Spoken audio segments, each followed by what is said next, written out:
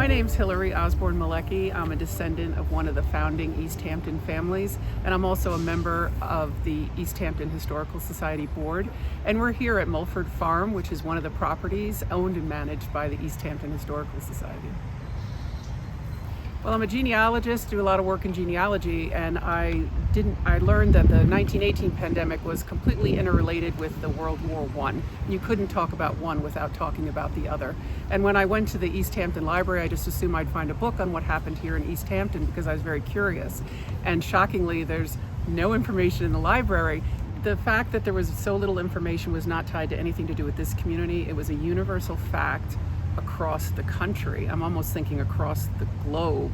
What was different about the pandemic in 1918 is it hit almost everyone at the same time. And this pandemic kind of rolled out, I think, because of our knowledge and science. People were told to shut down, stay home. Back then it kind of unveiled itself and no one knew what to do, and they all got sick at the same time. And there's stories of whole households that were sick, so no one could write a letter. No one was going to write anything, or they just wanted to move past it all, especially with the war. It was an awful time in the US history. Well, I'd like to say I remember it in detail and recorded it, but I noticed that I am acting like a 1918 person, and I don't want to write it down. I don't want to record it, and I can't explain it, and I know better because I watched that they didn't record, and I'm already finding myself like that. I picked up the mail in my gloves and washed my groceries for a few days. I'm forgetting that kind of thing. And if someone asks me in 10 years, I believe I'll have forgotten those little details, but yet I still can't bring myself to record them for some reason because I want to move on and I want to leave it behind me. There are some notable differences between this pandemic and the last pandemic in 1918.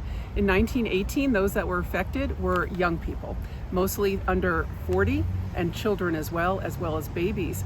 And in this pandemic, it was the elderly, and mostly at the beginning in the nursing homes. So you can imagine the pandemic today if it were switched as it was in 1918, and all the people dying were in the elementary school age. There would have been a very different response than there was in this pandemic when it was the elderly in the nursing homes. Diana Horton, a former East Hampton resident, I contacted her on the internet about the flu epidemic and her loss of a relative, and she told me she had her grandmother's diary and she was going to send it to me. I don't know her. I would never send my grandmother's diary in the mail, and I questioned why she was sending it to me, and she felt her story needed to be told. So I got this diary expecting to have to read the whole thing for one sentence, and she said, no, it's a story and you will cry. And it was in the middle of the winter, and I read the whole thing. It was like a novel. I did cry. I read it for 2 hours. And not only was she a great writer, and she wrote it after the flu epidemic when she lost her beloved husband, but she was also a photographer. And she included in this photos, which are incredibly rare, from the flu epidemic.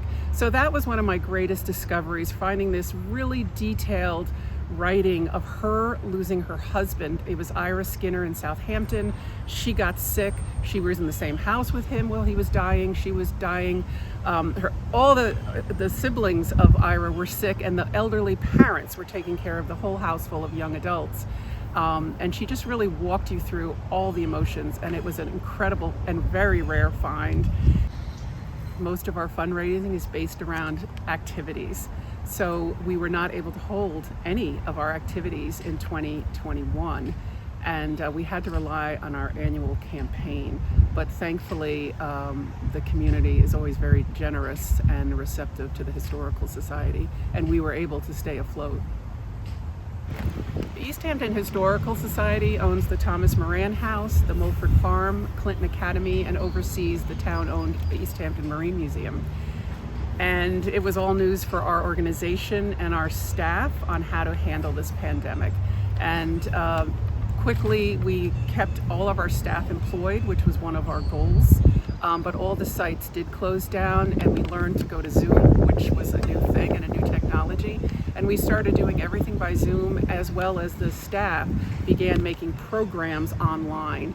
And we also had a wonderful event that was a huge hit here at Mulford Farm, the Aglow event. And we knew we needed to do an event outdoors. And in December, in the dark, we lit up with lights Mulford Farm, and we had about 25 Christmas trees. We had cider, we had music, and it was just a chance. And especially a lot of elderly people had been so homebound that their family members were thrilled they could bring them out to an activity. And we had a lot of children bringing their elderly parents to the event, and it was just, we had it spaced and timed, and which we probably didn't need to do, but we were trying to be very safe, and it was so well received, and people were just desperate to get out, and a lot are elderly. It was one of the first events they could literally go out in public to a mass event, and it was incredibly successful. And it was really based on those times. It was needed and it was well received. So it's a wonderful thing to record this pandemic now so timely, so that future generations, when they want to look and compare and see what happened, it's very timely information, because in 1918 everyone forgot about it and then went into the Roaring 20s with great times, great fashion, great music. And I hope when we went into this pandemic, I hope we have our version of the Roaring 20s ahead.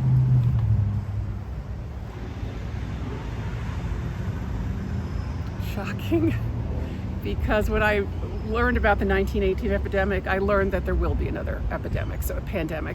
So I said to myself, okay, most likely in my lifetime we were due. Most likely in my lifetime I'm going to live through a pandemic. I certainly didn't expect it 2 years after I gave my talk on the 100th anniversary of the 1918 pandemic.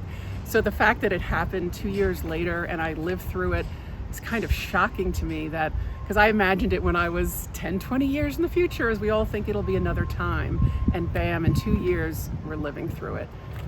So it's really been shocking that it's real and the predictions were real and we're living through it.